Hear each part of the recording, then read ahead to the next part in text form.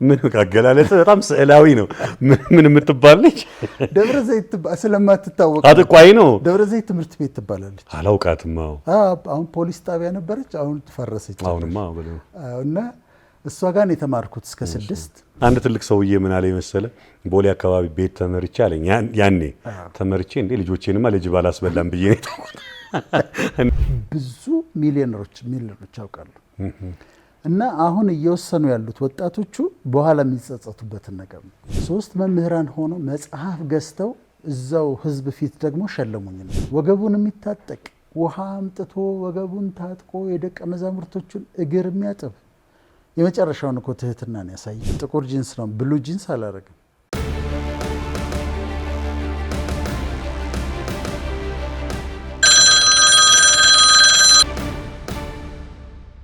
ሄሎ ሄሎ ሄሎ ሄሎ የአባይ የወንዜ የሀገሬ ልጆች በሀገር ውስጥም ከሀገር ውጪ በየትኛውም የዓለም ዳርቻ ያላችሁ ውድ ኢትዮጵያውያን በያላችሁበት ሰላማችሁ ይብዛ ለማለት እንወዳለን። ሄሎ አባይ በአባይ ቴሌቪዥን ብቻ ሰዓቱን ጠብቆ ተከስቷል ማለት ነው። እንግዲህ ስኬትን የጀመሩ በስኬት መንገድ ላይ ያሉ በማህበረሰቡም ሆነ በእኛ ስኬታማ ናቸው ብለን ያሰብናቸውን ሰዎች ወደዚህ ወንበር አምጥተን ከሰየምን በኋላ ከእነርሱ ጋር ርባና ያለውን ጨዋታ የምናከናውንበት መድረክ ነው። ዛሬም አንድ የተለየ እንግዳ አብሮን አለ ማለት ነው። ቆይታ እናደርጋለን። ደራሲ ነው።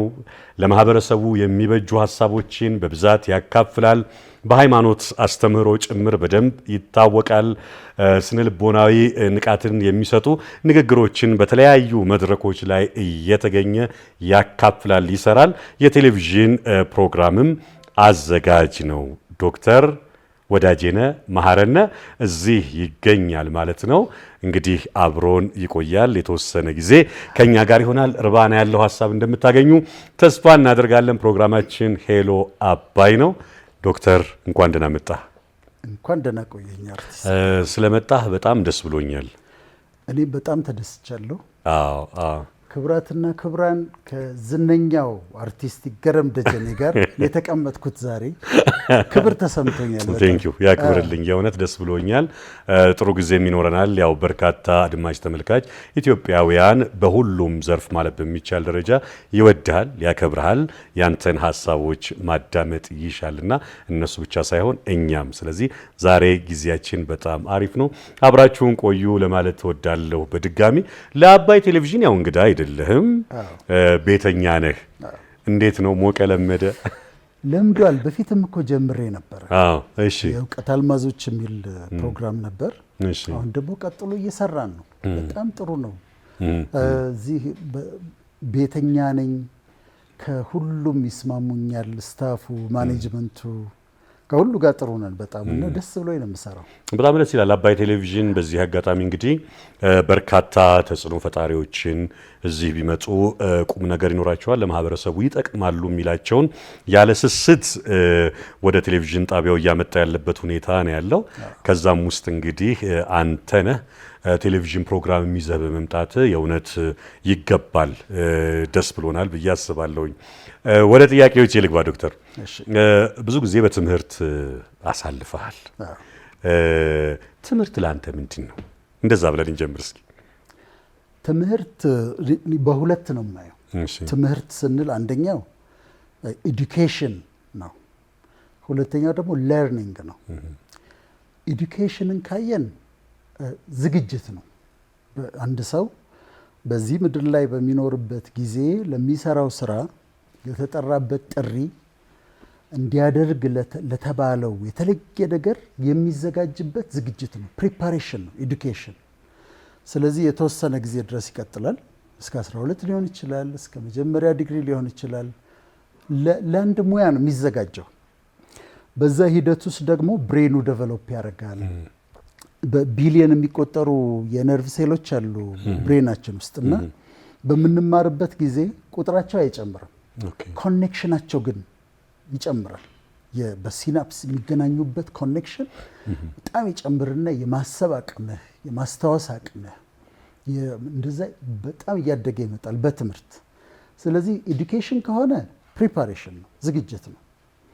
ለርኒንግ ከሆነ ግን ያለማቋረጥ የምታድግበት እውቀት የምትሰበስብበት በንባብ ሰዎችን በማዳመጥ ዶክመንተሪዎችን በማየት ቢልድ የምታደርግበት የእውቀትን የምታከማችበት ሂደት ደግሞ እሱ ደግሞ ለርኒንግ ነው እና እንደዛ ነው የማየው።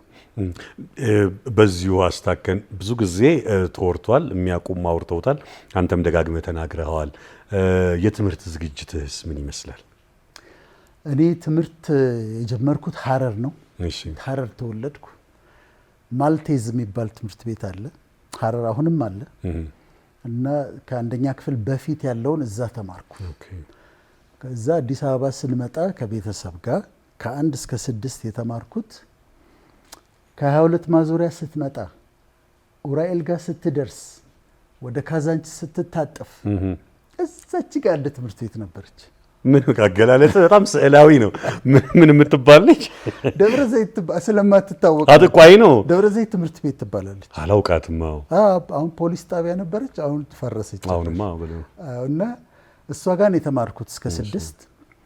ከዛ ጁኒየር ሃይ ብሔራዊ ትምህርት ቤት ቢባል መሿለኪያ ጋር ያለ እዛ ተማርኩ። ሃይ ስኩል ቦሌ ገባሁ። ቦሌ ሰከንደሪ ስኩል እዛ ገባሁ። ቦሌን የዛ ጊዜ ገረም ብታየው እና ከአሁኑ ጋር ብታስተያይ በጣም ነው የምትገረመው። የአሁኑም ቦሌ ትምህርት ቤት ታውቀዋለህ እንዴ? በደንብ። ከቦሌ ትምህርት ቤት እስከ ቦሌ ሮድ ድረስ እስከ መንገዱ ድረስ ዋናው ማለት ነው። ዋናው ቦሌ ሮድ ድረስ በሙሉ ሜዳ ነው። የሚገርም ነው። ይሄን መገመት ትችላለህ? የሚገርም ነው። ሳር ነው በሙሉ። እሺ። እና ከቦሌ ትምህርት ቤት ወጥተን በሳር ውስጥ በእግራችን ሄደን ዋናው አስፋልት ጋር ሄደን አውቶቡስ ይዘን ምናምን ይዘን ነው ወደ ቤታችን የምንሄደው። እና እዛ ነው የተማርኩት እስከ 12ኛ ክፍል እዛ ተማርኩ። ሙሉ ፈጣን ነው አይደል? ለውጡ በጣም አስገራሚ። ይሄ አሁን የምታየው የነ ኤድና ሞሊያ ሁሉ ፎቅ አንድ ጎጆ ነበረች እንጂ አንድ ነገር አለ። ይገርም። አንድ ትልቅ ሰውዬ ምን አለ መሰለ፣ ቦሌ አካባቢ ቤት ተመርቼ አለኝ። ያኔ ተመርቼ እንዴ ልጆቼንማ ለጅብ አላስበላም ብዬ ነው እና አሁን እሱ ነገር መጣብኝ። በጣም ይገርማል። ልክ ነው ያስብል ነበር። አዎ በጣም ፈጣን ለውጥ ነው እዛ አካባቢ የነበረው። እንደተጀመረ ነበር እኛ የገባ ነው። ሰከንድ ባች ነኝ እኔ። ኦኬ። እዛ ጨረስኩ። ከዛ ስመደብ ምደባ ነበር የዛ ጊዜ በውጤት እና ሜዲሲን ተመደብኩ። አዲስ አበባ ዩኒቨርሲቲ ሜዲካል ፋክልቲ የሚባል የዛ ጊዜ 4 ኪሎ 1 አመት እንቆያለን። ሳይንስ ፋክልቲ 1 አመት እንቆያለን። ፕሪሜድ ይባላል። ከዛ ጥቁር አንበሳ እንገባለን። ጥቁር አንበሳ ግቢ ውስጥ ሜዲካል ፋክልቲ አለ። እዛው ዶርሚተሪ አለ፣ እዛው እንበላለን፣ እዛው እናድራለን፣ እዛው ጥቁር አንበሳ ሆስፒታል ውስጥ እንማራለን። 5 አመት እንደዛ ቆየን። ከዛ ግራጁዌት አረኩኝ። በሕክምና ዶክተር ሆኜ ተመረኩኝ። ቆይቶ ሌሎች ነገሮች በመሀል ይመጣሉ። በኋላ ቆይቶ እንደገና አዲስ አበባ ዩኒቨርሲቲ ተመልሼ ገባሁ። አሁን ግን የት መሰለ የገባሁት 6 ኪሎ ካምፐስ 6 ኪሎ ሄድኩና ሳይኮሎጂ መማር ፈልጋለሁ አልኳቸው።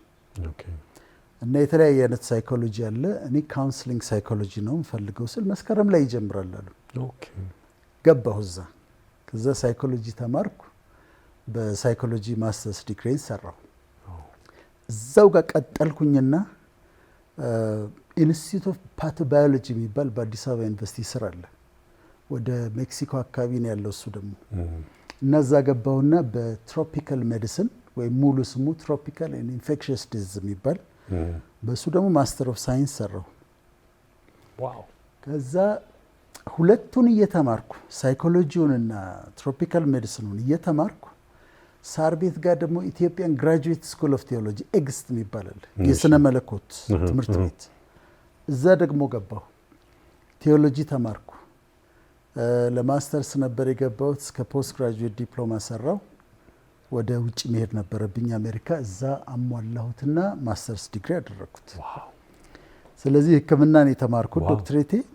ከዛ በተጨማሪ ሳይኮሎጂ፣ ቴዎሎጂ እና ትሮፒካል ሜዲሲን 3ቱ ናቸው ማስተርሶች የሰራሁት። በጣም ይገርማል። ይሄ ማለት እኮ በነገራችን ላይ በአመት ብንደምረው በርካታ አመታቶችን በትምህርት ዓለም ውስጥ አሳልፈሃል። እንዲያው ይሄንን ካልከኛ አንጻር ማለት ለትምህርት ያለ መነሳሳት ዝግጅት በጣም ስለሚገርም ማለት ነው። አሁን ላይ በጣም ግራ እየገባኝ ያለ ነገር አለ ዶክተር፣ እስኪ እንደው እንድታጫውተኝ እፈልጋለሁ። የሆነ አላውቅም ከሆነ አመታት ወዲህ ትምህርት አስፈላጊ ነው አስፈላጊ አይደለም፣ ተምረን ዞሮ ዞሮ ገንዘብ ነው የምንሰራው፣ ስለዚህ ለምንድን ነው የምንማረው? ዲግሪውን የምንሰራው ለወላጆቻችን ነው፣ ወላጆቻችን ስላስገደዱን ነው እንጂ መማር አንፈልግም የሚሉና መጨረስም አቅቷቸው የሚወጡ ነግዳለው ገንዘብ ማግኘት ነው የሚሉ፣ ይህንን ሀሳብ እንዴት ታየዋለህ? ገረም በጣም ነው የማመሰግነው ስለዚህ ጥያቄ። ምክንያቱም በኃይል እያሳሰበኝ ያለ ጉዳይ ይሄ ነው። በጣም ነው የሚያሳስበው። ችግር የለም ይለዋል። ወጣቶቹ አያስፈልግ መነግድ እንጂ ዲግሪ ነው ባለ ዲግሪዎቹ የደረሱ ምን አረጉበት ምን ይጠቅማል ማለት መጥተዋልና ይሄ በጣም ዴንጀረስ ነው። በጣም ዴንጀረስ ነው። ማወቅ ያለባቸውን ስለሚያዳምጡን ወጣቶቹ፣ እኔ ገንዘብ ያላቸው ሰዎች ብዙ አውቃለሁ። አለመማራቸው የሚያንገበግባቸው ሀብት ሞልቷቸው ሁሉ ነገር ሞልቷቸው ዓለም አቀፍ ስብሰባዎች ላይ ሲሄዱ እንግሊዝኛ መናገር እያቃታቸው የትምህርት ዝግጅትህ ምንድነው ተብለው ሲጠየቁ እያዘኑ ያሉ ብዙ ሚሊዮነሮች ያውቃሉ። እና አሁን እየወሰኑ ያሉት ወጣቶቹ በኋላ የሚጸጸቱበትን ነገር ነው። ትምህርት ያስፈልጋል። የፈለገ ነግድ የፈለገ የአይቲ ባለሙያ አሁን የምትችለውን ያህል ድረስ መሄድ አለባቸውና ይሄ በጣም ጥሩ ጥያቄ ነው። ቀጥታ ለወጣቶቹ ነው የምንናገረው። ትክክለኛ አመለካከት አይደለም። እንደው ቢያንስ ተማርና ትስራበት ግድ የለም። ቅድም ባልነው ቢያንስ ከየትስ የመጣ ነው እንዲህ አይነት ሀሳብ? እኔ አሁን ግራ ይገባኛል። አቋራጭ ገንዘቦች ማግኘት፣ በአቋራጭ ሰዎች ገንዘብ ሲያገኙ አዩ። በተለያየ መንገድ ከቴክኖሎጂ ጋር በተያያዘ ገንዘብ ሲያገኙ አዩ። ቢዝነስ ውስጥ ገብተው በአጭር ጊዜ ኖሯቸው ሲቀየር ሚሊዮነር ሲሆኑ አዩ። ከዛ አንዳንዶቹ ደግሞ እንደ ቁም ነገር ይናገሩታል። እኔ ያልተማርኩም እኮ እንዲያርጌ ግን እንደዚህ ሰርቼ በቃ እዚህ ጋር ደርሻለሁ እያሉ አያም ሚሊዮነር ምን ችግር አለው የተማሩን ቀጥረዋለሁ። እንደው እንዴት እንደዚህ ያነሳኸው ይሄን ጥያቄ በጣም ደስ አለኝ። ምክንያቱም በጣም የሚያሳስበኝ ነገር ነው። በጣም ለገዛ ልጆቼ እንኳን ደጋግሜ የምነግራቸው እውነት ነው። መማር አለብሽ። ትምህርቱን ከጨረሽ በኋላ የፈለግሽውን ሁኚ። ግን አሁን ወጣቶች በኋላ ይቆጫቸዋል፣ በጣም ይቆጫቸዋል። በጣም አይ እንደው እንድናነሳው ብዬ ነው። በዚህ አጋጣሚ እንግዲህ የጥያቄያችን አካሄድ በሄሎ አባይ ዶክተር ከኛም ከተመልካች ወይ ከቅርብ ሰው ወይ ከቤተሰብ ወይ ከስራ ባልደረባ ወይ ከአድናቂም ሊሆን ይችላል። አንተ መጠየቅ የሚፈልጉ ሰዎች ይኖራሉ። ቀጥታ አንድ ጥያቄ አስተናግደን መልስ የምንሰጥበት ይሆናል ማለት ነው። ስሜ ታምራት ወርቅአለሙ ይባላል። በሙያዬ ለረጅም ጊዜ በሂሳብ መምህርነት ያገለገልኩት ከ2001 ጀምሮ በኤጁኬሽናል ማኔጅመንት ሌላ ዲግሪ ሰርቼ በትምህርት አስተዳደር ላይ ማለትም በተለያዩ የመንግስት ትምህርት ቤት አሁን ደግሞ ከ2007 ጀምሮ በግል ትምህርት ቤቶች ላይ በዋና ዳይሬክተርነት እየሰራሁ ነው የምገኘው።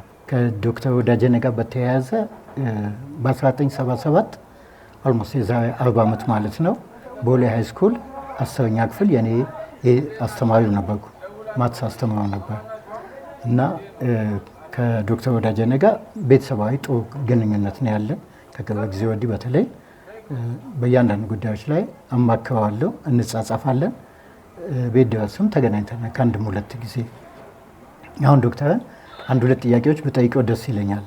ምናልባት እሱ ከሱ ጊዜ ካሉና አሁን ካሉ ተማሪዎች ጋር አነጻጽረው፣ ስፔሻሊ በነሱ ጊዜ ከፍተኛ የፉክክር ስሜት አለ ተማሪዎች ጋር። አሁን ግን ሻይን የሚያደርጉ ወጥተው የሚታዩ ልጆች ቢኖርም እንኳን ነገር ግን ተማሪዎች ላይ በዛ ልክ የመሄድ ነገር አይታየኝም እና ተማሪዎችን በምን መልክ ነው ሞቲቬት ልናደርጋቸው ልናነሳሳቸው በእነሱ ጊዜ እንደነበረው አይነት ጠንካራ ተማሪዎች ሊወጡ የሚችሉበትን መንገድ፣ ይህንን አንድ ጥያቄ እንደው ሰፋ አድርጎ መልስልኝ ደስ ይለኛል። ሌላ ሁለተኛ ላነሳለት የምፈልገው ከወጣቶች ጋር በተያያዘ ነው። ብዙውን ጊዜ ዶክተር ወዳጄነ ወጣቶችን ከመስመር የሚወጡ ልጆችን በሁለቱም መንገድ በመንፈሳዊ ባለሙያዊ መንገድ እየመከረ ወደ መስመር ያወጣቸዋል። ስቲል ግን የምናያቸው ነገሮች አሉ። ልጆች ላይ በተለይ ወጣቶች ላይ ይሄ ነገን አርቆ ያለማሰብ ምንድነው የምንለው፣ ፔሲሚስት ነው የምንለው፣ ተስፋ የመቁረጥ አይነት ነገር ብዙዎች ላይ እናያለን። ስለዚህ እነዚህ ልጆች እንደ ቤተሰብ አንተም እንደ አማካሪ እኛም እንደ ትምህርት ቤት ኃላፊነታችን እንደ ወላጅም ጭምር ምን ብናደርግ ነው ልጆችን መልሰን ጠንካራ ልጆች ልናደርጋቸው የምንችለው? የቀደሙ ጥያቄ በትምህርት ዙሪያ ነው። አሁን ደግሞ ሰው ዴር ላይፍ በህይወታቸው ውስጥ ደግሞ ምንድን ነው ሊደረግ የሚገባው? ምን ብናደርግላቸው የተሻሉ ልጆችንና የነገ ሀገር ተረካቢ የምንላትን ይችን ኢትዮጵያ ተረክበው የተሻለ ነገር ሊያሻግሩልን የሚችሉ ልጆችን እንዴት ብናደርግ ነው የተሻለ ጄኔሬሽን ማውጣት የምንችለው ማለት እፈልጋለሁ። በጣም ነው የማመሰግነው። ግሩም ጥያቄ ነው በጣም። በዛ ላይ ደግሞ በጣም እድለኛ ነህ። ያስተማሩ ሰው ኖረው እንደዚህ ማውራት መቻል መታደል ነው። መምህር ታምራት ወርቅ አፈራው በእኔ ህይወት ላይ ትልቅ ነገር ያደረገ ሰው ነው። እንዴት መሰለ 10ኛ ክፍል ከትምህርት ቤቱ አንደኛ ወጣሁ።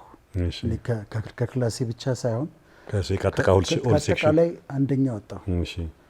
ከዛ ትንሽ ስነ ጽሁፍም እጽፍ ነበር። አንደኛ በመውጣቴ ተሸለምኩ። ከትምህርት ቤቱ አንደኛ ስለወጣሁ ተሸለምኩ። በስነ ጽሁፍ ተሸለምኩ። ዋው! በጸባይ ተሸለምኩ። በስነ ስርዓት ተሸለምኩ። ስነ ጽሁፍ ስትል ግን ቆይ እንመጣበታለን። አሁን ቆንጆ መረጃ ነው። ከዛ 3 መምህራን ሆኖ አንዱ መምህር ታምራት ነው። እሺ 3 መምህራን ሆኖ መጽሐፍ ገዝተው እዛው ህዝብ ፊት ደግሞ ሸለሙኝ። እነሱ ከሸለሙኝ በኋላ ቁጭ ብለው አናገሩኝ። እንግዲህ አንተ እንዲህ ነው፣ ባዮሎጂ በጣም ወዳለሁ፣ ሳይንስ በጣም ወዳለሁ፣ ሕክምና ብታጠና በጣም ጥሩ ነው፣ ትልቅ ቦታ ነው የምትደርሰው፣ ወዳጄ ነህ፣ ነግረንሃል፣ በቃ ትምህርትን ቀጥ ብለህ ያዝ ብለው አሉ። በጣም የመከረኝ እንደውም እሱ ነው። የሚገርም ነው። ታምራት ወርቅ አፈራው ነው። ከዛ ኔክስት ይር 11ኛ ክፍል ስገባ ስፔሻል ክላስ የሚባል ነበረ። ተወጣተው አንድ ሁለት ከባባዱ ሚዛን ያለው ተማሪ።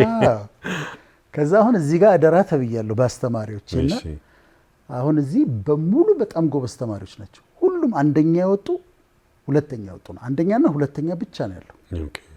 ከባድ ጦርነት፣ ከባድ ኮምፒቲሽን ነበር።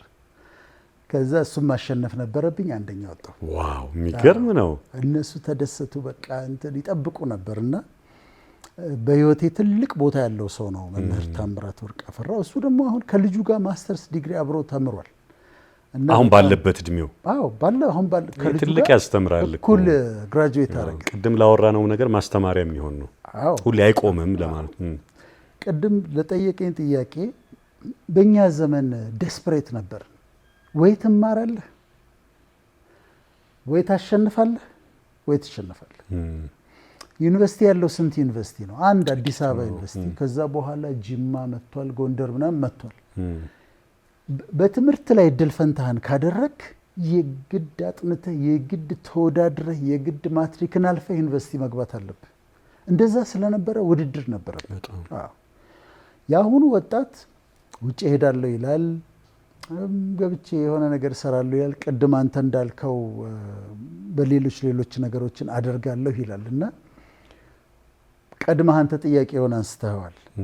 የትምህርትን ቫልዩ፣ የትምህርትን ክብር፣ ትምህርት በሰው ልጆች አእምሮ ላይ የሚሰራውን ስራ በማስረጽ በጣም አስፈላጊ እንደሆነ ደጋግመን በማስረዳት እና ውድድርን በመፍጠር እንዲማሩ ማነሳሳት አለብን። አሁን ቲቸር የጠየቁትን ጥያቄ ወደ ትምህርት እንዲሄዱ ማድረግ አለብን ተማሪዎቹን እና ቀድሞ እንዲያነቡ በኖሌጅ እንዲያድጉ የሚሄዱበት ቦታ ሩቅ እንደሆነ እሱን እንዲያዩ ማድረግ አለብን።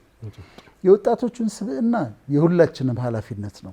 ከቤተሰብ መሰራት አለበት። ቤተሰብ ልጆች ላይ አሁን አንዳንድ አባት ሁሉን ነገር ይገዛል። አይፎኑ፣ ቴሌቪዥኑ በየክፍላቸው ይገባል። የሚፈልጉት ልብስ ይገዛላቸዋል። ዱባይ ይሄዳሉ ለቬኬሽን።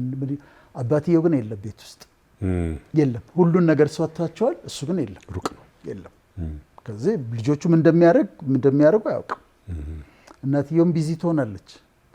ስለዚህ ወላጆች ቤት ውስጥ መኖራቸውን ማረጋገጥ አለባቸው። ምን እየተካሄደ እንደሆነ ጭራሽ ላያውቁት ይችላሉ። ቤታቸው ውስጥ ልጆቻቸው ጋር ምን እየተካሄደ እንደሆነ ላያውቁ ይችላሉ። እኔ ልጆቼን በየቀኑ ነው የማገኘው ውጭ ካልሄድኩኝና አንዳንዴ ስብሰባ በየቀኑ ቁጭ ብለን እናወራለን። ምክንያቱም የሆነ ነገር አድርጌላቸው እኔ ዞር ብል ምንም ዋጋ የለውም። ስለዚህ ቤት ውስጥ ልጆቻችን ላይ መስራት አለብን። ቁጭ ብለን ማውራት አለብን። ማንም በጣም ቢዚ የለም ኢትዮጵያ ውስጥ። ለልጆች ጊዜ ማጣት የለብህም እና ከዛ ደግሞ ከቤት ውጭ ደግሞ ትምህርት ቤት ደግሞ ከአስተማሪዎቻቸው ያላቸው ግንኙነት ደግሞ በጣም ጥሩ መሆን አለበት። እንዲያውቁ ማድረግ ብቃት ከፍታ ላይ ያወጣል። ከፍታው ላይ የሚያቆየህ ግን ካራክተር ነው። በሆነ ነገር ከፍታ ላይ ሰዎች ሊወጡ ይችላሉ። ካራክተር ከሌላቸው ግን ባህሪያቸው ካልሆነ ግን ይፈጣፈጣሉ። ወደ ታች ነው፣ ቁልቁለት ነው። ስለዚህ ካራክተራቸው ላይ መስራት፣ ፐርሰናሊቲያቸው ላይ መስራት፣ ካራክተራቸው ማሳመር ያስፈልግሃል። ይሄ ለህይወት ዘመንህ ይሄ አሁን የምታደርገው ነገር በጉርምስና የምታደርጋቸው ነገሮች አይጠቅሙህም ብሎ በደንብ ማስረዳትና ወጣቱ ላይ መስራት አለብን ብዬ አምናለሁ። በጣም ጥሩ ጥያቄ ነው።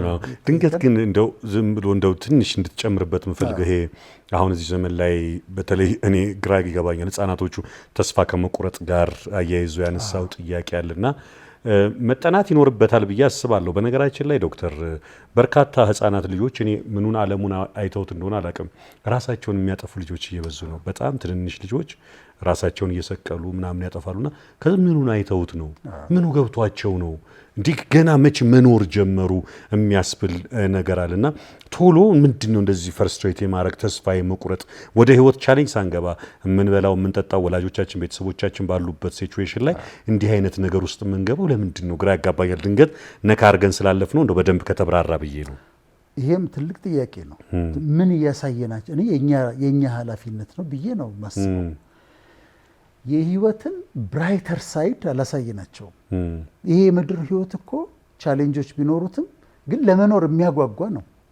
በእኛ እድሜ ላይ ስትደርስ ራሱ ልትኖር የምትጓጓለት እኮ የሰማዩ አለ። ግን በምድርም ደግሞ ኢንጆይ የሚደረግ ደስ የሚል ለምንድን ነው ይሄን ተርሚኔት ማድረግ የሚፈልጉት? ማን ነው የህይወትን ጨለማ ሳይድ ያሳያቸው? የህይወትን ብርሃን ብራይተር ሳይድ እንዴት ነው ያላሳየናቸው ብዬ ጠይቃለሁ። እነዚህ ልጆች ቡሊ ይደረጋሉ። ትምህርት ቤት ሰልፍ ኮንፊደንስ እንዳይኖራቸው ተደርገዋል። መልካቸውን ይጠሉታል። ማንነታቸውን ጠልተዋል። በወላጆቻቸው ደስተኛ አይደሉም። የሚጠብቃቸው ነገር የሚያስፈራራ ምንም ተስፋ የሌለው ነው። ያንን ማስተካከል አለበት እና በጣም መሰራት አለበት። ካሳያቸው ዓለም ብዙ እኮ እግዚአብሔር የፈጠረው ዓለም ብዙ ደስታ አለው፣ ብዙ ሰክሰስ አለው፣ ብዙ ኢንጆይ የምታደርጉት ነገር እኮ አለ ብለህ ካሳያቸው ያንን አይፈልጉትም። እኔ ከልጄ ጋር ትምህርት ቤት ትናንሽ ሆነው ሳደርሳቸው አሁንም አንዷንም ማደርሳት እኔ ነኝ። ጠዋት ስለ ፀሐዩ እናወራለን። በግድ አወራታለሁ። በግድ ስልህ አያምርም ቀኑ እንዴት ያምራል እላታለሁ። ፀሐዩ እንዴት ያምራል፣ ፍሬሽ ኤር ነው ፀሐዩ ሲያምር፣ ቀኑ ደስ ሲል ፖዚቲቭ መሆን አለባቸው በኔቸር እንኳንና ይሄ ትልቅ ጥያቄ ነው። በደንብ ጊዜ ተወስዶ ልንነጋገርበትና ሊስተካከል ይገባል። እውነት ነው፣ መታየት ያለበት ነው። ወደ ሌሎች ጥያቄዎቻችን ዶክተር፣ የመጀመሪያ ስራህ ምን ነበረ? ያን የመጀመሪያ ስራህን ስትጀምር እንደ አጋጠመኝ የምትለው ተግዳሮት ወይ እንደ ችግር የምታነሳው ምንድን ነው? ደሞዙንስ ማወቅ ይቻላል? በጣም ጥሩ ነው። ስራ የጀመርኩት የት መሰለህ? ሜዲካል ስኩል ግራጁዌት አደረግን። እንግዲህ ኢንተርንሺፕ የሚባል አለ። የመጨረሻው ዓመት ምን ሰራው አለ። ጥቁር አንበሳ ነው የሰራሁት። እሱን ኢንተርንሺፕን ጥቁር አንበሳ ነው የሰራሁት።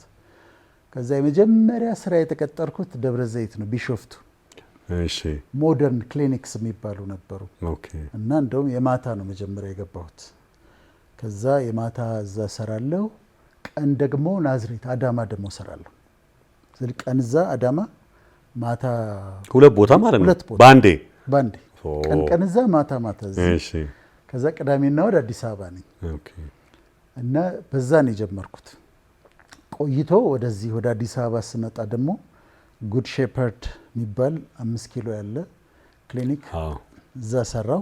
እዛም ቀን እየሰራሁ ደግሞ መሴ ጋር ስነግራቸው ነበረ። የግሩም አባት ዳግም ይልማ የሚባል ክሊኒክ ከፍተው ነበረ። ጋሽ ይልማ የግሩም ይልማ አባት እኔ ሰፈር።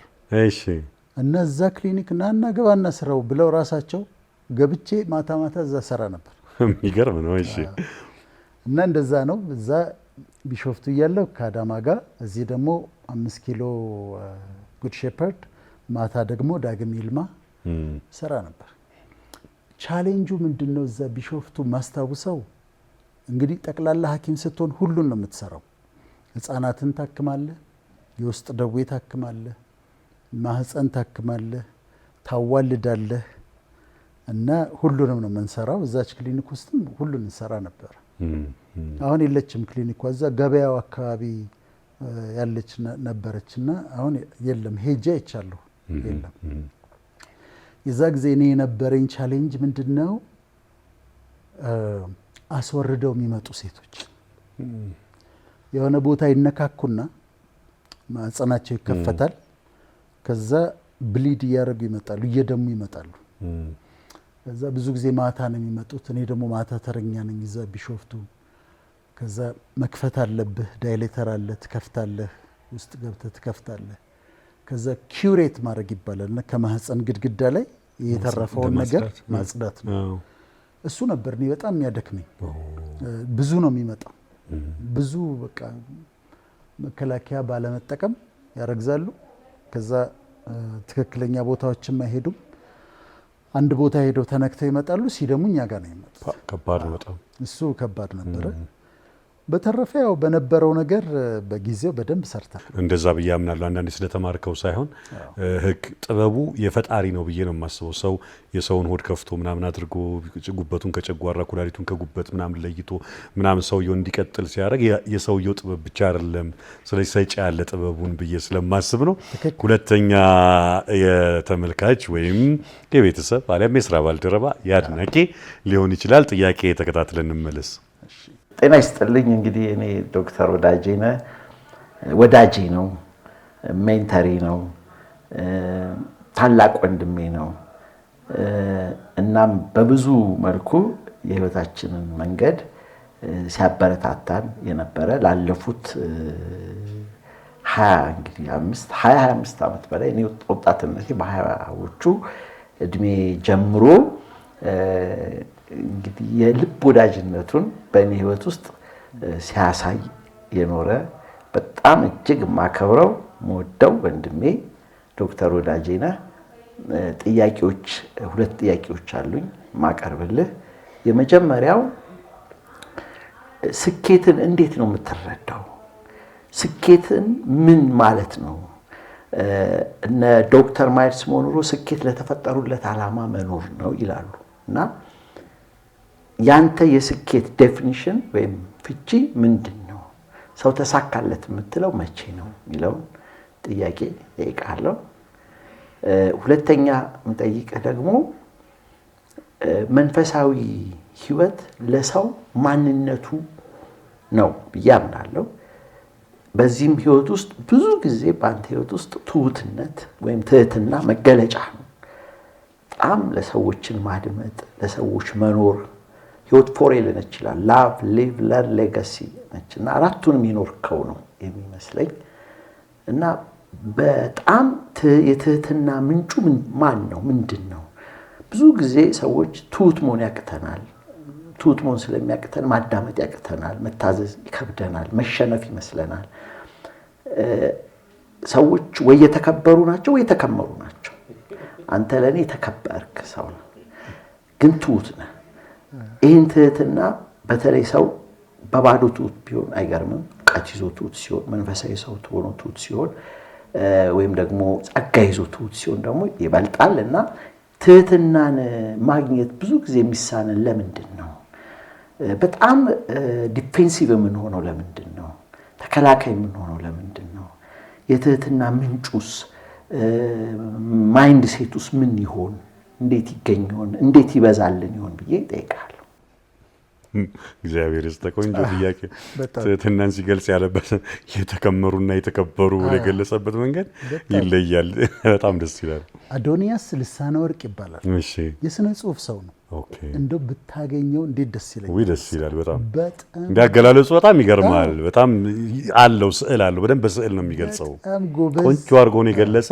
ጥያቄዎቹም ራሱ የሚያብራራበት መንገድ እንኳን ዶክተር ማን እንደው መንገደኛ ሊመልሰው በሚችል ሁኔታ አድርጎ ነው ጥያቄውን ያመጣው። ደስ ይላል በጣም እናመሰግናለን ለጥያቄዎቹ።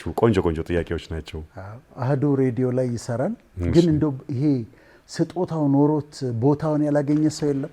እንደዛ ነው አዶንያስ ልስ በጣም ታለንትድ በጣም ጎበዝ ጸሐፊ፣ ግን ገና ቦታውን በደንብ ያላገኘ ሰው ነው። ይመጣል።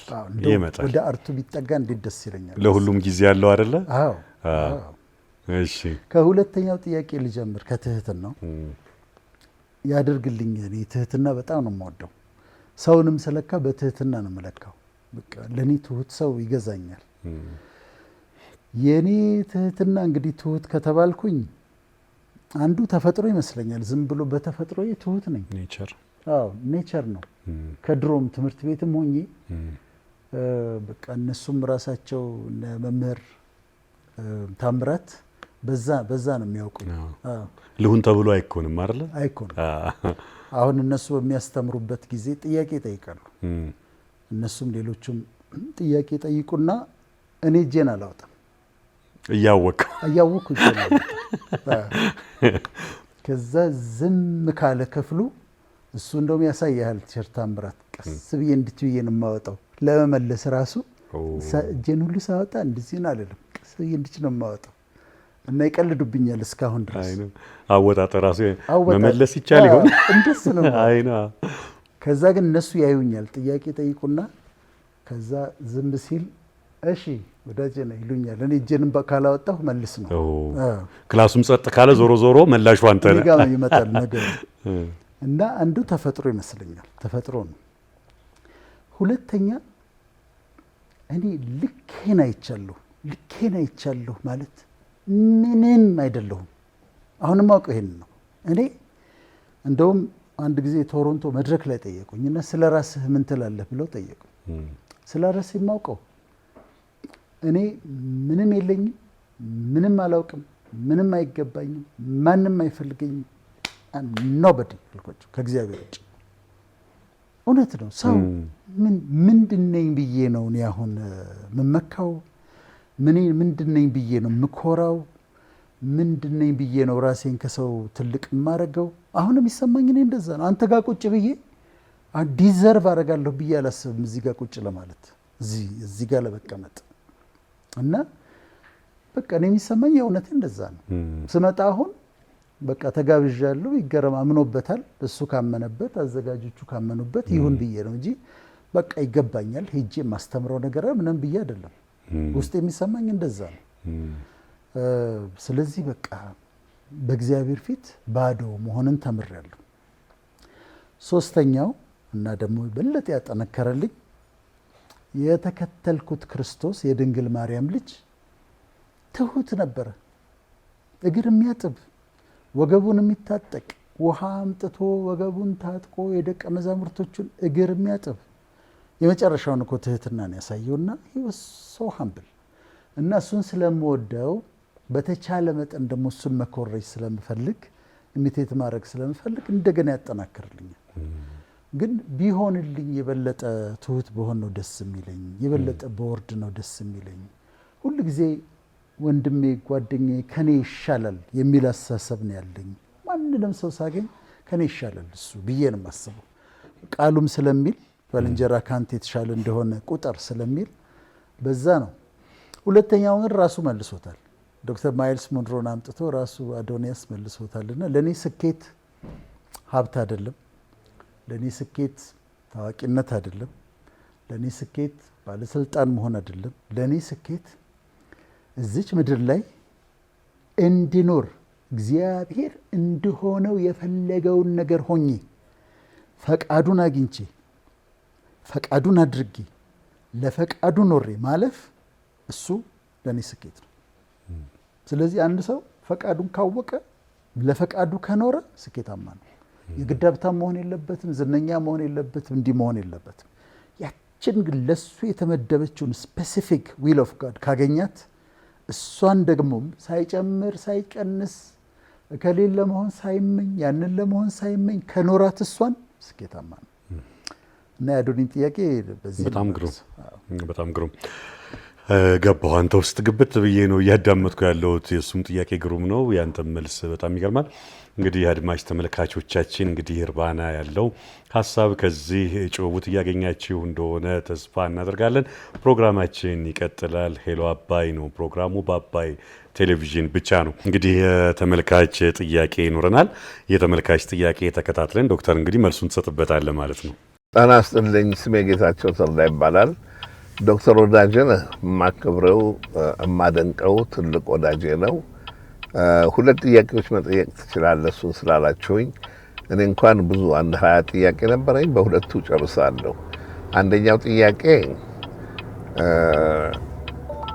ዶክተር ወዳጄን ጋር ለምሳ ወይ ለቡና ለሻይ ወይ አንድ ቦታ ስንገናኝ የሚለብሰው ልብስ እኔ ያው እንደምታዩኝ ጂንሴንና ቲሸርቴን ለብሼ ስመጣ እሱ ቂቅ ብሎ ይመጣል እና በጣም አምሮ በጣም ተዘጋጅቶ ሲመጣ እናደዳለሁ። ልክ ከኋላው ስቆም ወይ ሹፌሩ ወይ ሰራተኛው መስዬ ነው የምታየው። ስለዚህ ጥያቄ የኔ ዶክተር ወዳጄነህ ለምንድን ነው ሁልጊዜ በጣም ጆን የሆነ ቂቅ ብለህ የምትመጣው? ይሄ የመጣው ከቤተሰብ ነው ወይስ ዶክተር ዲግሪን ካገኘ በኋላ የሆነ ነገር ነው ወይስ ከልጅነት ጀምሮ ነው? ስለዚህ ትንሽ እንደው ገለጻ ብታደርግልኝ። እዛው ስር ደግሞ ለዶክተር ወዳጄነህ ኖርማል ለምሳሌ ቅዳሜና እሑድም ሆነ ስንገናኝ የምትለብሰው ቂቅ ያለ ልብስ ነው። በህይወትህ ዘና የሚያደርግ ቁምጣ ወይ ጂንስ ቲሸርት ለብሰህ ታውቃለህ? ይሄ አንዱ ነው። ይህንን ይመልስልኝ፣ ምክንያቱም ብዙ ጊዜ ስለሚያናድደኝ አይ ዋንትድ ቱ ኖ ለምን እንደሚለብስ። ሁለተኛው ደግሞ ብዙ ጊዜ ስለ ሀረር እሱ በጣም እንትን ያደርጋል። በጣም ሀረርና ድሬዳዋ ልዩ ነው ለሱ እና ከዛም ስለመጣ ይመስለኛል ያከብረዋል፣ ይወደዋል ሀገሩን። ሄደህ ታውቃለህ? ወደ ሀረር ሐኪም ከሆንክ በኋላ ስራ ካገኘ በኋላ ወደ ሀረር ሄደህ ታውቃለህ? እዛስ ሄደህ ጓደኞችህን የድሮ ክላስ የትምህርት ቤት ጓደኞችህን አግኝተሃል? ወይም ወላጆች አሉ እዛ? ወላጅ እንኳን ባይሆን ዘመዶች አሉ? እና እነኝህን ሁለት ጥያቄዎች እንድትመልስልኝ በአክብሮት ጠይቃለሁ። የዛሬ ጥያቄዎች አንደኞች ናቸው። በጣም ደስ ይላሉ። ቆንጆ ጥያቄዎች። ድንገት ከካሜራ ጀርባ ሁሉ ስናወራ የነበረውን ነው ጥያቄ አድርገው የመጡትና በጣም ዘና ያሉ ተጫዋች ናቸው። ባይዘው ድምጻቸውም ያምራል። ፕሮዲውሰሮቹ ቢነግሩን ኖሮ አዘጋጆቹ ዛሬ እሳቸው ጥያቄ ይውሉ ነበር። 20 ጥያቄ ነበረኝ አሉ እኮ። እኔ ዶክተር ጌታቸውን ለአንተ ሪኮመንድ አደርጋለሁ እንግዳህ እንድታደርገው። ዶክተር ጌታቸው ተድላ ማለት በጣም ትልቅ ምሁር ነው። ፒኤችዲውን ከእርሻ ጋር የተያያዘ ነው የሰራው እና ዩናይትድ ኔሽንን የመሳሰሉ ትላልቅ ድርጅቶች ጋር ብዙ አመት ሰርቷል። ከ100 በላይ ሀገሮች ዞሯል። ረዥም ኤክስፒሪየንስ አለው። መጽሐፍቶች ወደ ስንት ነው? ከ20 በላይ መጽሐፍቶች 25 አይሆንም ጽፏል። በጣም ድንቅ ደግሞ የኛ የፕሮግራማችንም ዓላማ እንዲህ አይነት ሰዎችን ወደዚህ ማምጣት ነው። እንግዲህ ቅድምም ብለናል፣ እርባና ያለው መልእክት ሊያስተላልፉልን የሚችሉ ሰዎች ደግሞ እንዳየው ለዛ አለው። በጣም ኮሚክ ነው። እርግጠኛ ሰላምና ቀራኒው አሁን ጨርሰ እስክትወጣ ድረስ ስልካቸውን ወስደው ለመደወል በጣም አይቀርም። በደስታ እናመሰግናለን። እንግዲህ እስከሳቸውም ጋር ቆይታ እናደርጋለን። አንድ ቀን እሱ እንትን አረገ። በጣም እንዴት ነው ጃኬት ምናምን ዘንጦ የሆነ ኢንተርቪው ላይ ቀረበ። ከዛ ላከልኝ ለብሶ የቀረበውን። ከዛ ዛሬ ኤልቪስ ፕሪዝሊን የምትመስለው አልኩት አዘናነቱ። እና በጣም ትልቅ ሰው ነው ዶክተር ጌታቸው። ለጠየቀው ጥያቄ እውነት ለመናገር እኔ ልዘንጥ ብዬ ለብሼ አላውቅም። ዝም ብሎ የመጣልኝ ነው የምለብሰው። ግን በተለምዶ ማላረጋቸው ነገሮች አሉ። አሁን እኔ ቁምጣ አድርጌ አላውቅም። አጥቁሮ ነው የጠየቀ። ቁምጣ አድርጌ አላውቅም። ጂንስ ካረኩኝ ጥቁር ጂንስ ነው የማደርገው። ጥቁር ጂንስ ነው፣ ብሉ ጂንስ አላረግም። ሁሌ እንደውም በቃ ጂንስ ካረግ ጥቁር ጂንስ ነው የማደርገው። የሚገርም ነው። አንዲት ልጅ ነበር ጨርቅ እንዲመስልልህ ማለት ነው። ኦልሞስት እንዲቀራረብ አወኩ። በጣም ጨርቅ እንዲመስል አይ ነው። አንዲት ወዳጅ ነበረችኝና አሜሪካን ሀገር ሄደች እና ከ3 ዓመት በኋላም ደወለችልኝ። እንዴት ነህ? ደህና ነው? እንዴት ነህ አለች። አሁንም ያንን ጥቁር ጂንስ ነው የምትለብሰው? ምክንያቱም እኔ ብሉ ጂንስ ማድረግ አልችልም። ስኒከር ወክ ለማድረግ ካልሆነ ማድረግ አልችልም። እንደዚህ ሳረግ አይከብደኝም። ክራቫት ሳረግ አይከብደኝም። ቅድም እንዳለው ከቤተሰብም ሊሆን ይችላል። አባቴ እንደዛ ነበር የሚለብሰው። ከዛ አስተማሪዎችም እነ ፕሮፌሰር አስራት እነ ፕሮፌሰር በእደ ማርያም ምናምን ጥቁር አንበሳ ሁሉ እንደዚህ ነው የሚለብሱት። እና ቁምጣ ለብሼ አላውቅም። ዶክተር ጌታቸው መነሻ ብለዋል። ምንድን ነው መነሻ? ባይዘዌ እንደው ለመጨመሪያ ያክል ዘናጭ ነህ፣ ግን ከዝነጣው ባሻገር ደግሞ የሙሉ ልብስ ዘናጭ ነህ። አዎ። ድንገት ጥያቄው ምን ብለዋል? ምንድን ነው ሕክምና አጥንተህ ከተመረክ በኋላ ነው ወይስ ከልጅነት ጀምሮ ነው ይሄ ሙሉ ልብስ የማድረግ ነገርህ ከምን የመጣ ነው የሚልም አንስቷል። ትክክለኛ እኮ ጥያቄ ነው። እና አንደኛው አባቴ ነው። አባቴ የሚለብሰው እንደዚህ ነበር ሁሉ ጊዜ። የኃይለ ሥላሴ ባለስልጣን ነው። የሐረርጌ እንደራሴ እንደዚህ ነበረ። ስለዚህ የሚጠበቅ ተጽዕኖ አድርጎብሃል። በቃ ሁሌ እኔ የማውቀው አባቴ እንደዚህ ያለብሶ ነው።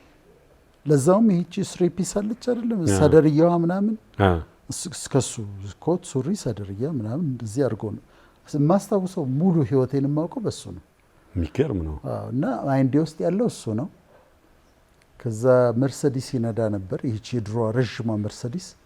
እኔ የመጀመሪያ መርሰዲስ መኪና ስገዛ እሱን አይነት መርሰዲስ ነው የገዛሁት። ስለዚህ ኃይለኛ አባት ተጽዕኖ አለብህ ማለት ነው። የሚገርም ነው። ከዛ ግን እንዳልኩ ደግሞ አስተማሪዎቻችን ትላልቅ ፕሮፌሰሮች ነበሩ። እነ ፕሮፌሰር አስራት ናቸው፣ እነ ፕሮፌሰር ደምሴ ናቸው፣ እነ ፕሮፌሰር በእደ ማርያም ናቸው። በሌላ ነገር እኛ አይተናቸው አናውቅም። እነሱን ሌላ ልብስ ለብሰው አይቻቸው አላውቅም። አሁን 6 ኪሎ ምናምን ስትሄድ አሁን ፕሮፌሰሮቹ ጃኬት አድርገው ስኒከር አድርገው ምናምን ታያለህ።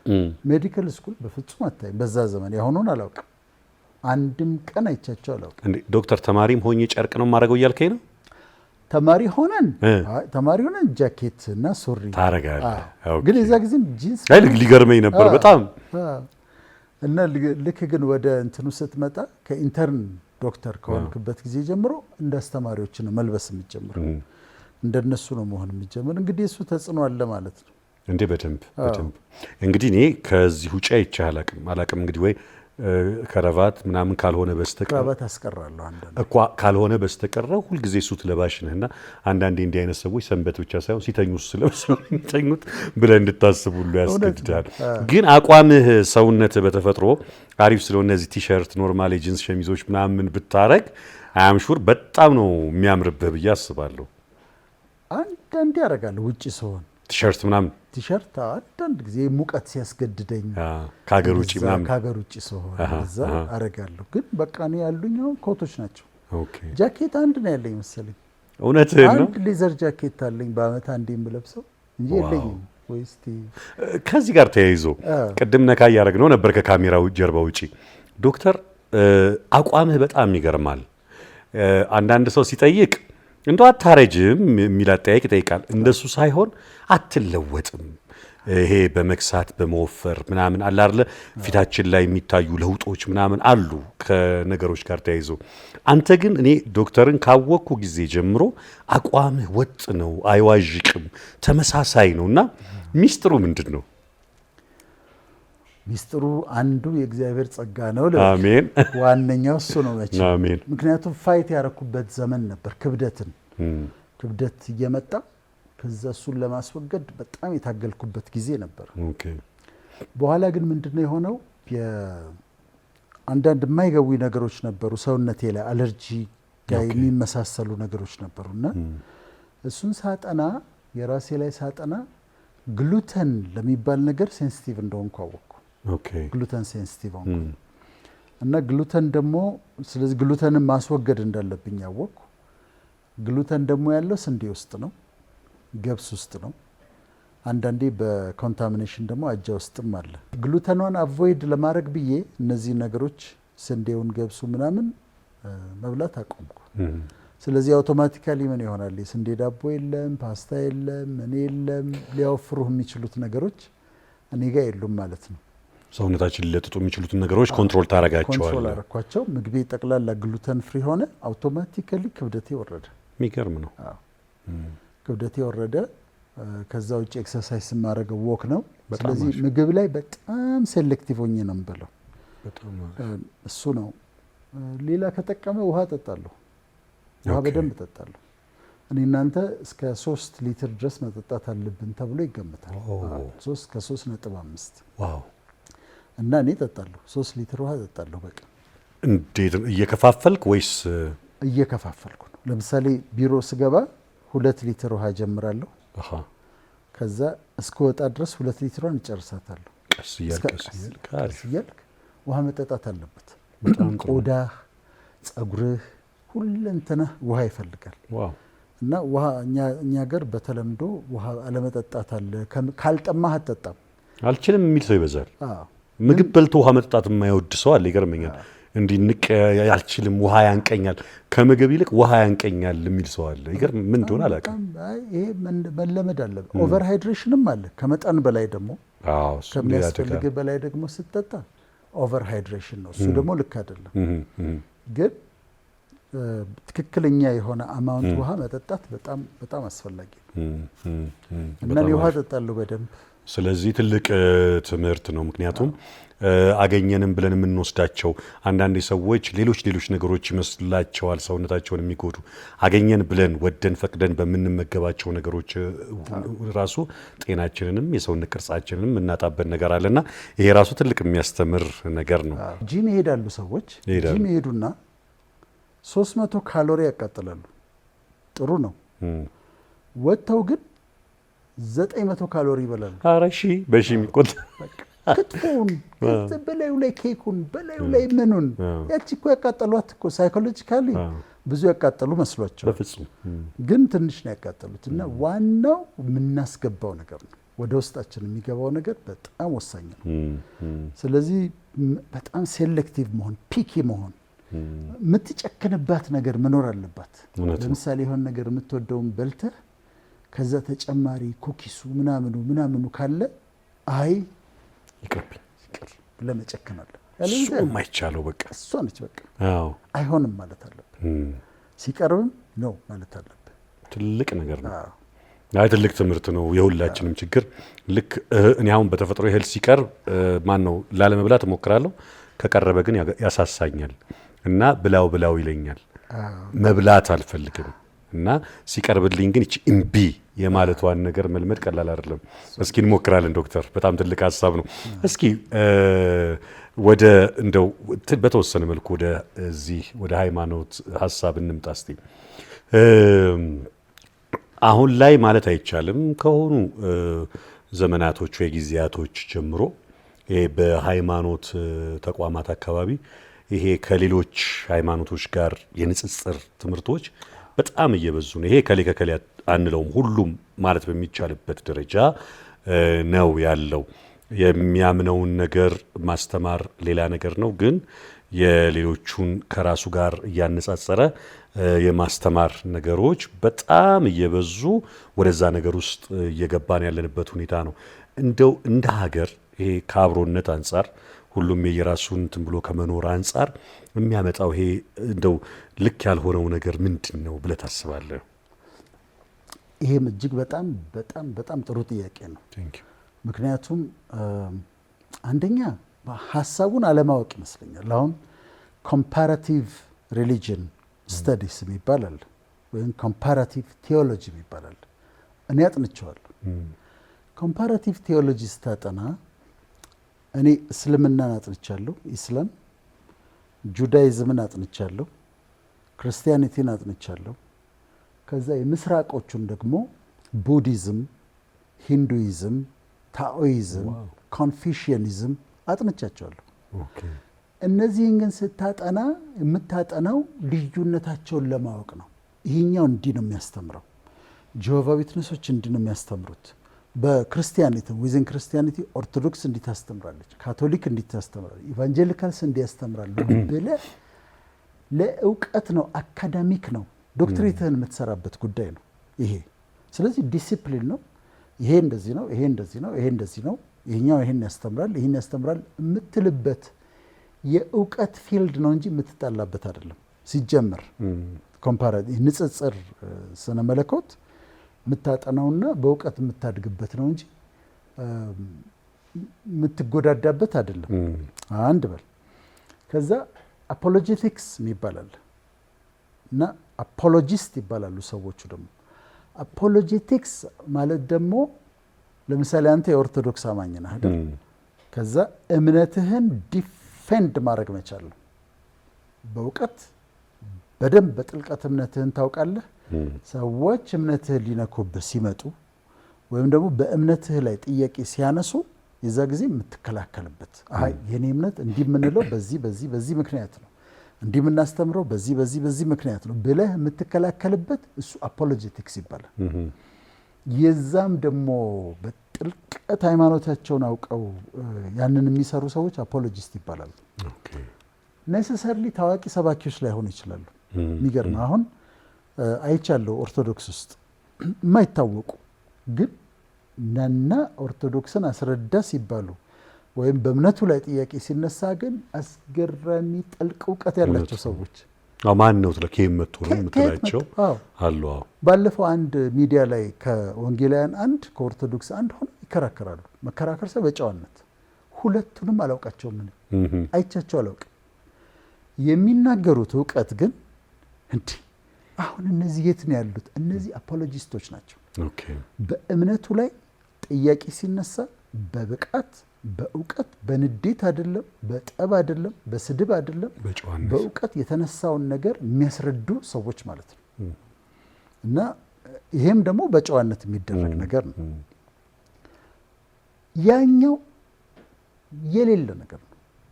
ይሄኛው የሌላውን ሃይማኖት ላይ ድንጋይ መወርወር የሌለ በፍጹም ትክክል ያልሆነ ነገር ነው። አክብረህ ነው ትረዳለህ። ልዩነቴን አውቃለሁ፣ እነሱም እንደሚያስተምሩ አውቃለሁ፣ እኔም እንደማስተምር አውቃለሁ። ከብዙ ፓስተሮች ይልቅ ለእኔ በጣም የቅርብ ሰው ኡስታዝ አቡበከር ነው። ብዙ ቦታዎች ስብሰባ አብረን እንሄዳለን። ክፍለ ሀገር ያወራኛል ስለ እምነቱ፣ አወራዋለሁ ስለ እምነቱ። በጣም ጓደኞች ነን። አፍጥር ይጋብዘኛል፣ እሄዳለሁ። እንደዚህ ነው። ግን የሱ ሃይማኖት አለ፣ የኔ ሃይማኖት አለ። አንድ አይደለም፣ እውነት ነው። ግን ተከባብረን የሱን እንረዳለን፣ እሱ የኔን ይረዳል።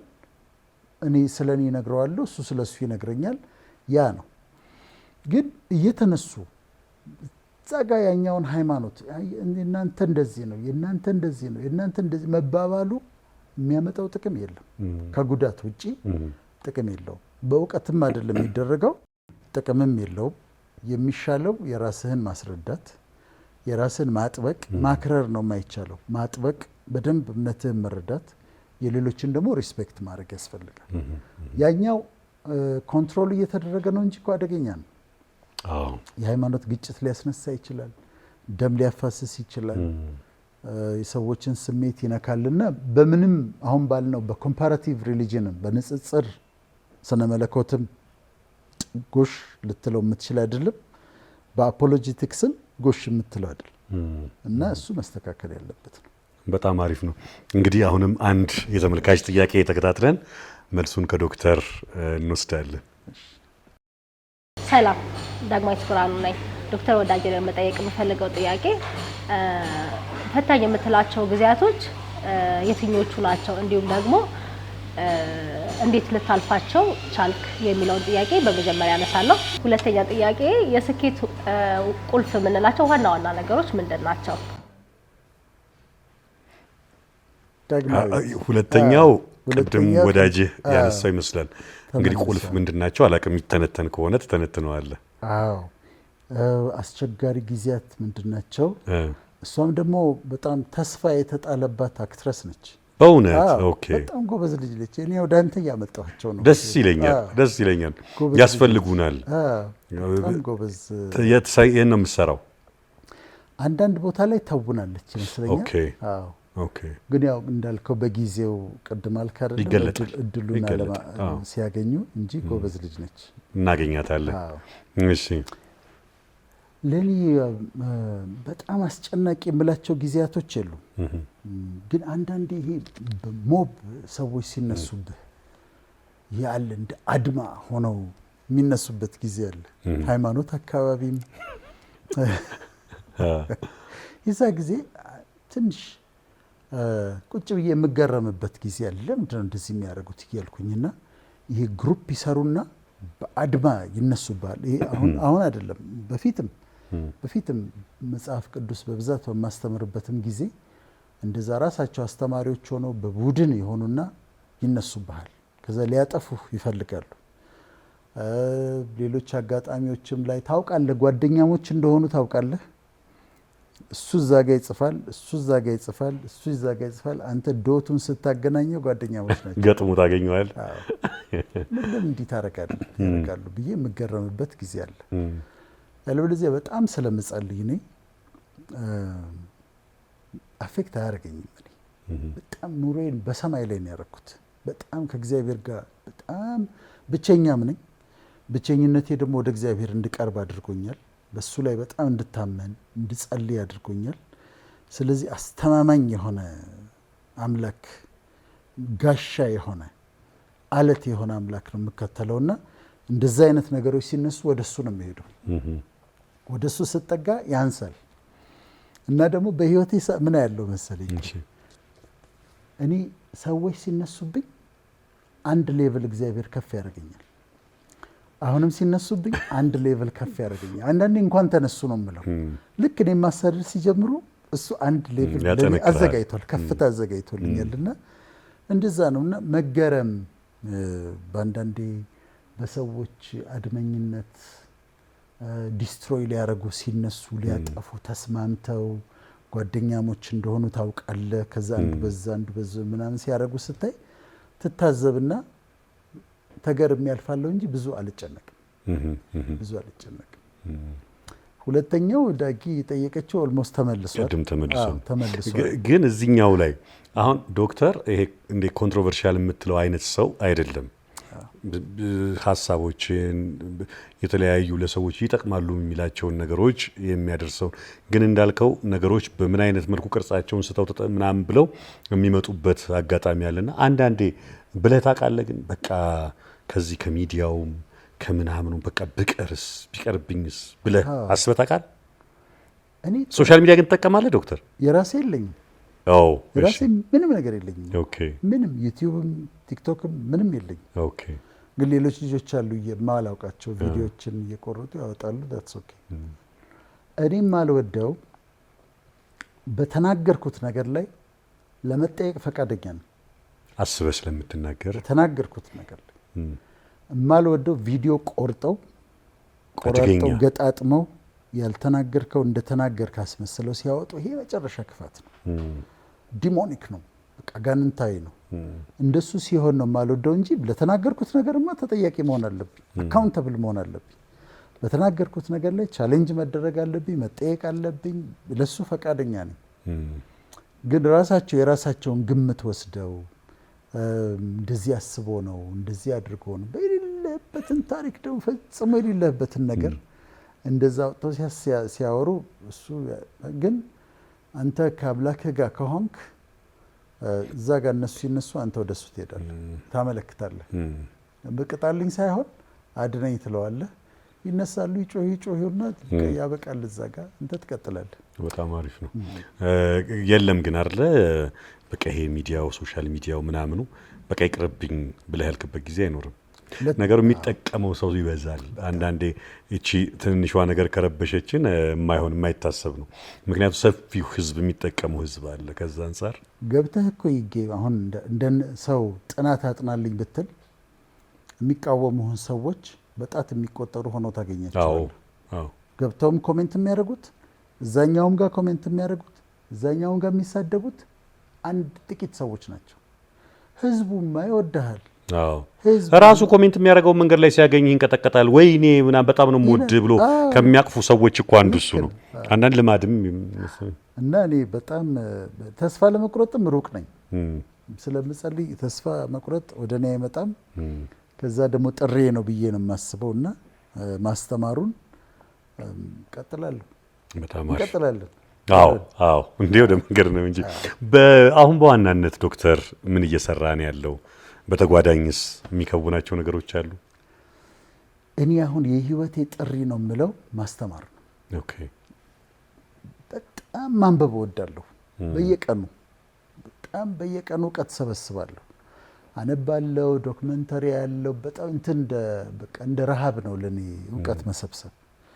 ከዛ ያንን ሰበስብና ከኔ ጋር አዋህደዋለሁ። እውቀቱ ከኔ ጋር አሲሚሌት ያደርጋል ማነበውና ያንን መስጠት አለብኝ። ስለዚህ ማስተማር ደስ ይለኛል። በሌክቸርም በትሬኒንግም አሁን ነገ ለምሳሌ የራይድ ሰራተኞችን ማኔጅመንት ትሬኒንግ እሰጣለሁ። ኦኬ። ልክ እንደዛ መስሪያ ቤቶች ጋር ሄዳለሁ፣ ትሬኒንጎች እሰጣለሁ። ሌክቸር እንዳረግ እንደ ዩኤን አይነት ቦታዎች ይጠሩኛል፣ ሌክቸር አድርጋለሁ። በሚዲያ ላይ አስተምራለሁ። በሚዲያ ላይ ደግሞ ሳስተምር እውቀት ብቻ ሳይሆን የሚያጽናኑ ነገሮች፣ ሀዘንን የሚያስረሱ ነገሮች። አንድ ዲያስፖራ ብቻዋን እዛ ውጭ ሀገር ብቻዋን ተቀምጣ ዩቲዩብ ከፍታ አይታ ተጽናንታ ደስ ብሏት ስቃ ማየት ደስ ይለኛል በጣም እና እዛ ላይ ነው የማተኩረው። አሁን ካውንስሊንግም እሰራለሁ፣ በጣም እየመረጥኩ ካውንስሊንግም እሰራለሁ። ካውንስሊንግ በምን ላይ ማለት ነው? ሰዎችን በግል ህይወታቸው ላይ የተለያየ ጭንቀት ያለባቸው፣ ዲፕሬሽን ያለባቸው፣ ግራ የገባቸው ሰዎችን በጣም መርጬ እነሱን ደግሞ ያለሁ። በጣም ደስ ይላል። አሁንም አንድ የተመልካች ጥያቄ እንከታተልና መልሰን እንገናኛለን። ወዳጅዬ እንዴት ነህ? ይህን እድል ስለሰጣችሁኝ በጣም አመሰግናለሁ። ወዳጅዬ የመጀመሪያ ጥያቄ ሕክምናን ያጠናኸው እንደገና ሴክሬታሪ ያጥንተሃል፣ እንደገና መጽሐፍ ቅዱስን በደንብ ታውቀዋለህ፣ ከዛም በላይ ታገለግላለህ፣ ትሰብካለህ፣ እንደገና ላይፍ ኮቺንግንም ትሰጣለህ። እነዚህን ነገሮች ስታረግ አራቱንም ነገሮች በብቃት ነው የምታረገው። በብቃት ማድረግ ብቻ ሳይሆን የምታውቃቸው ጥግ ድረስ ነው፣ እስከ መጨረሻው ድረስ ታውቃቸዋለህ። እና እንዴት ነው እነዚህን አራት ነገሮች ስትሰራ? ለምሳሌ አንዳንዴ እምነትና ሳይኮሎጂ ወይም ደግሞ ስነ ልቦና የምንለው ነገር አንዳንዴ በራሳቸው የተለያየ አቋም ኖራቸው የሚጣሉ ነገሮች ናቸው እና አዋህዳቸው ስትጠቀማቸው እኔ በራሴ ምስክር ነኝ፣ አውቃለሁ እንደምትጠቀማቸው ፐርፌክትሊ እንደሚሰሩ አውቃለሁ። ግን እንደው ተመልካቾቻችን እንድትመልስላቸውና እንዲያውቁ የምፈልገው ነገር ይሄንን እነዚህ በጣም ትልልቅ ጃይንት የሆኑ አንድ ሰው ብቻውን አንዱን አጥንቶ ለመጨረስ የሚያቅተውን ነገር እነዚህን አራት ነገሮች ተጨረሰ አዋህደ ስትሰራ አንዱ ከአንዱ አይጋጭም ወይ? አንዱ ከአንዱ የማይጋጭበትስ ምክንያት ካልተጋጨ ምክንያቱ ምንድን ነው? ስትሰራስ እነዚህን ያዋህድክበት ፍልስፍና፣ አስተሳሰብ ጥግ እነዚህ እንደ ህይወት እንደ እውነት አንድ ላይ ሊሆኑ ይችላሉ ማንላቸው ነገሮች አንድ ላይ አቀናጅተህ የሄድክበትን ጥበብ ብትነግረን ደስ ይላል። ወዳጅዬ በጣም የሚገርም ነገር አንተ ንግግር የምታደርግ ቀን በሃይማኖት በጣም የተለያዩ ሰዎች ሙስሊም፣ ኦርቶዶክስ፣ ፕሮቴስታንት፣ ጆሆቫ ዊትነስ ማን ሆኑ ያንተን ንግግር ለመስማት ወይም ደግሞ ያንተን ስፒቾች ለማዳመጥ አንድ ላይ ሆነው በሃይማኖት ብቻ አይደለም፣ በብሔርም የተለያዩ ብሔሮች፣ በአስተሳሰብም የተለያዩ ሰዎች፣ በኢኮኖሚ ብንመጣ በጣም ዝቅተኛ ደረጃ የሚኖሩ የማህበረሰብ ክፍሎች እና በጣም ከፍተኛ ደረጃ የሚኖሩ የማህበረሰብ ክፍሎች፣ እግዚአብሔር የለም ብለው የሚያስቡ ሰዎች እና በጣም አማኝ የሆኑ ሰዎች፣ እነዚህ አጠቃላይ በዓለም ላይ የምናገኛቸው ሰዎች የሚኖሩበት የተለያዩ ፍልስፍና ያላቸው ሰዎች አንተ ንግግር ያለ ቀን አንድ አዳራሽ ውስጥ አንተን ለመስማት ይመጣል። ስለዚህ ሁሉንም አንድ የሚያደርግ አንድ እውነት አንተ ጋር አለ ማለት ነው።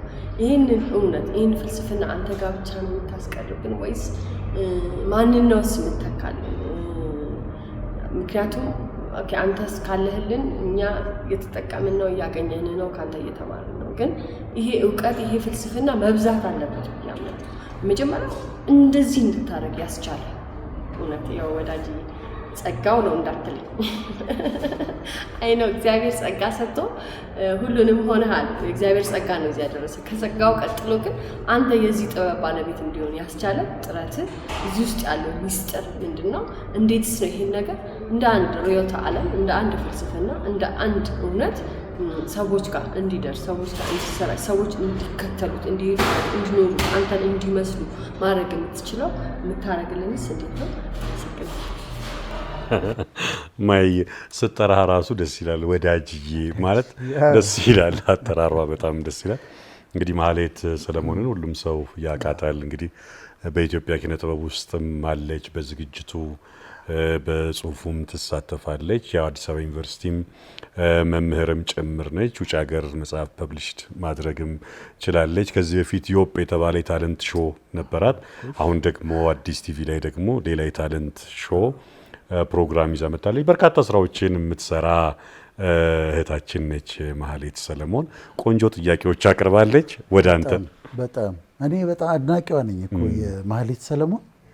ድሮ መጀመሪያ ያወቅኳት ማለዳ ኮከቦች ላይ ነው ዳኛ ሆና አስተያየቷን ለመስማት ብዬ ፕሮግራሙን አየው ነበር። ዋው እሷና ፍጹም አስፋው። ከዛ ፕሮግራሙን እኔ ተውኔቱ አይደለም ግን በተለይ እሷ ደግሞ እሷም የሚሰጡት አስተያየት በጣም የምትገርም ብሪሊየንት ልጅ ነች እና አሁንም አግኝቻት ሳወራት እንገናኛለን አልፎ አልፎ። የሚገርም አእምሮ ያላት ልጅ ነች። ትልቅ አእምሮ ያላት ልጅ ነች እና የአእምሮዋን መጠን ነው የጠየቀችው። በጣም ይሄ ከሁሉም ለምሳሌ ሁሉም አንድ አዳራሽ ውስጥ ይመጣሉ ያለችው ለምንድን ነው የሚመጡት? ስለማከብራቸው ነው። ጸጋ ነው እንዳትለኝ ብላለች። ዋናው ጸጋ ነው ማይዬ፣ ዋናው ጸጋ ነው። የእግዚአብሔር ስጦታ ነው። ግን አክብራቸው፣ አክብርላቸው፣ እምነታቸውን አክብርላቸው፣ ማንነታቸውን አክብርላቸው። ለምሳሌ አሁን እኔ ሁሉንም ሃይማኖት አከብራለሁ። እስልምና ጋር ሄጄ የምገረምባቸው ነገሮች አገኛለሁ እና እነሱ ደግሞ እምነታቸው ነው፣ እምነታቸውን አከብራለሁ። ኦርቶዶክስ ጋር ስመጣ እምነታቸውን አከብራለሁ። ካቶሊኮች ጋር ስመጣ እምነታቸውን አከብራለሁ። አንድ ጊዜ የሆነውን ልንገርህ። እንደውም የሙስሊሞች ጾም ነው እና ከኡስታዝ አቡበከር አጠገቤ ያለ አስታውሳለሁ። እነ ሰራዊት ፍቅሬ ቤት ነው የሆነ ትንሽ ሀዘን ነበረ ሳስታውስ እና የሚበላ ነገር ዞረ። ከዛ ሲዞር እኔ አልበላም አልኩኝ። ኡስታዝም ጾም ላይ ነው፣ አልበላም። ከዛ ኡስታዝ ተነሳና ሄደ። ቆይቶ ድጋሚ የሚበላው ነገር መጣ። ከዛ አነሳውና በላው እና ሳምባዲ ጠየቀኝ፣ ቅድም ለምን አልበላህም አለኝ። ገብቶት ነው የጠየቀኝ። ቅድምማ ኡስታዝ አጠገቤ ተቀምጧል፣ አይበላም እሱ ሳይበላ እኔ እንዴት አጠገቡ ተቀምዬ እበላለሁ? እሱ ጾም ላይ ሆኖ ምንድን ነው ያደረግኩት? ሪስፔክት ነው ያደረግኩት።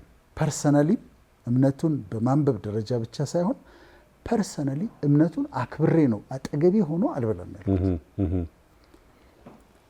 ከኦርቶዶክሶች ጋር ተቀምጬ ጾም ነው እንበል፣ ካንተ ጋር ተቀምጬ ሮብ አርብ አጠገብ ተቀምጬ ጥብስ አላረገውም። ጾም በየአይነቱ ወይ ምናምን። ለምንድን ነው? ያንተን እምነትህን ብቻ ሳይሆን በዛ ሰዓት ያለህን ኢንትረስት ራሱ አከብራለሁ። ይህንን ባደረግ ቁጥር ባከበርክ ቁጥር ጁዳይዝምንም እንደዚሁ አከብራለሁ። እስራኤል ኤምባሲ ይጠሩኛል፣ እንትን ሲኖራቸው ግብዣ ሲኖራቸው ነው ይጠሩኛል። ሪስፔክት አድርጌ ነው። ይሄ እምነት እኮ በጣም ትልቅ ነው። እውነት ነው።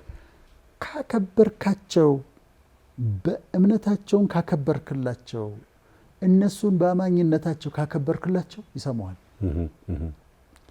የነቢዩ መሐመድ ፒስ ቢ አፖን ሂም አሁን ስትጠራ ሰላም በሳቸው ላይ ይሁን ማለት አለብህ እላለሁ። እንደዛ ነቢዩማ በጊዜኛ ነው የምችለው። ፒስ ቢ አፖን ሂም ብለህ ነው የምትለው ስርዓቱ። እና የእሳቸው ፕሮግራም ተዘጋጅቶ እዚህ ኤግዚቢሽን ማዕከል ንግግር እንዳደረግ ጋብዘውኛል። እኔና ፕሮፌሰር መስፍን አርአያን ጋብዘውናል። የሚገርም ቁጭ ብለው አዳራሽ ሙሉ ሙስሊሞች ማለት ነው። ለምን? ቢኮዝ አይ ሪስፔክት ደም። ኦርቶዶክሶች እንዴት እንደሚወዱኝ ታውቃለህ። ግልጽ ነው በጣም ምንም ጥያቄ የለውም። አዎ። እና ያንን ስታከብር ሌሎችም ወንጌላውያንም እንደዚሁ አክብርላቸው፣ የሚያምኑትን ነገር አክብርላቸው። ከዛ ለሁሉም የሚሆን ነገር ይኖርህ። እውነት ነው። በምትናገርበት ጊዜ አንዱን የሚያሳዝን ኦፌንድ የሚያደርግ አንዱን ብቻ የሚያስደስት ነገር እንዳይሆን መጠንቀቅ። በምታስተምርበትም ጊዜ ሚዲያም ላይ ስናስተምር በቃ ለሁሉ የሚሆን ሁሉ ጋር የሚደርስ ነገር ለመስጠት ትሞክር። ልዩነቱን አታስታርቅም፣ እሱን ማድረግ አትችልም። ግን ሁሉን ካከበርክ ይሰሙሃል። አንዱ ይሄ ነው። የእውቀቶቹ ደግሞ ማሂ ሚሻዬ ነው የምንላት በጣም እና እሷ በጣም ከባድ ጥያቄ ነው የጠየቀችው፣ ግን በጣም ኢንትረስቲንግ ነው። እኔ ጋር የሚሆነው ምንድን ነው? ሳይኮሎጂው አለ፣ ቴዎሎጂው አለ፣ ሜዲሲኑ አለ፣ ሌሎቹም ማነባቸው ነገሮች አሉ። ውስጥ አስገባቸውና የራሴ አረጋቸዋለሁ። እነዛን ያነበብኳቸውን የራሴ አደርጋቸዋለሁ፣ ዳይጀስት አደርጋቸዋለሁ። ከዛ ዳይጀስት አድርጊያቸው ከኔ ሲወጡ የኔ ሆኖ ነው የሚወጡት እውቀቶቹ። ያነበብኩትን እንዳለ ወስጄ እንዳለ አይደለም የምሰጠው። ከመጽሐፍ ላይ የወሰድኩትን እንዳለ ወስጄ እንዳለ አይደለም የምሰጠው። እኔ ጋር ገብቶ አሰላስየው፣ በሳይኮሎጂው አይቸው፣ በቴዎሎጂው አይቸው፣ በፊሎዞፊው አይቸው ከኔ ጋር ተዋህዶ የኔ እውቀት ሆኖ ይወጣል። የዛ ጊዜ ይስማማሉ። ከተጣሉ በሷ ጥያቄ ከተጣሉ አንዳንድ ቦታ ላይ ከተጣሉ ለመንፈሳዊው ታዘነብላለህ። በሱ ጥላ ስር ነው። እውነት ነው። እውቀት ሁሉ ይገዛል። እውነት ነው። እውቀት ሁሉ ለመንፈሳዊው ለእግዚአብሔር ለመንፈሳዊው ዓለም ለሰራዊት ጌታ ለእግዚአብሔር እውቀት ሁሉ ይገዛል። የኛ እውቀት ኢምንት ነች። ሳይኮሎጂ ሆነች ምን ሆነች በሱ ጥላ ስር ነው። ከሱ ጋር የሚጣላ እውቀት ከሆነ አውጥቼ ነው የምጥለው። ከእግዚአብሔር ጋር የሚጣላ እውቀት ከሆነ ጋርቤጅ ውስጥ ነው የምጥለው እና ከዛ እውቀትን ታስማማዋለህ። በዛ መንገድ ነው። በጣም ደስ። ለማን ነው የዘለልካት ነገር? ስም እንድጠራላት ፈልጋውን አላውቅም። ለማን ነው የምታወርሰው አይነት ጥያቄ ጠይቃለች። በማስተማር ደረጃ እያስተማርክ እንደሆነ ይታወቃል።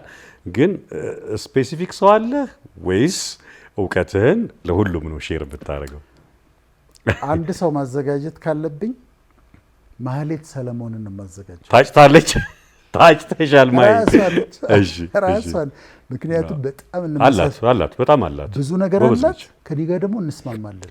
በጣም ነው የምንግባ። ቁጭ ብለንም ስናወራ ስሰማት የሚገርም ነው ምናምን እያልኩ ነው የምሰማት። ንባብ ላይ በጣም ጎበዝ፣ ብዙ ነገሯ በጣም አሪፍ ነው። አሁን መንፈሳዊ ህይወቷም ልክ እንደዚሁ እሷም ለሌሎችም አክብሮት አላት። በጣም ሲሪየስ ነች እና ደስ ይላል። በጣም ደስ ይላል። ቴንክ ዩ። የመጨረሻ ጥያቄ ጋር ደርሻለሁ ዶክተር። ስንጠቀልለው እንግዲህ እንደ ሃይማኖት ሰውም ቅድምም ካውንስሊንግ እንደሚሰጥ ሰውም በርካታ የማህበረሰብ ክፍል ነው ወደ አንተ የሚመጣው። ያ ማለት በርካታ ሸክሙን ችግሩን መጥቶ አንተን ያካፍልሃል እና ይህንን ነገር እንዴት ነው የምትሸከመው? ምክንያቱም የብዙ ሰዎችን ችግር ነው የምትሰማው፣ ሊፈቱ የሚገባቸውን ነገሮች ነው የምታደምጠውና ያ ሸክም እንዴት ነው አያጎብጥም ወይ የሚል ጥያቄ ነው። ለውጦቹ አብዛኛውን ጊዜ ለውጦች አሉ። ካውንስሊንግ ላይ በጣም የሚገርሙ ለውጦች አሉ እና በሱ በጣም ደስ ይለኛል። ኢንከሬጅ አድርጎህም እንድትቀጥል የሚያደርግህ እሱ ነው። ከዛ ሌላው ካውንስሊንግ ላይ ሪሌሽንሺፕ ነው ስታብሊሽ የምታደርገው። የሆነ ደንበኛ አይደለም የመጣው።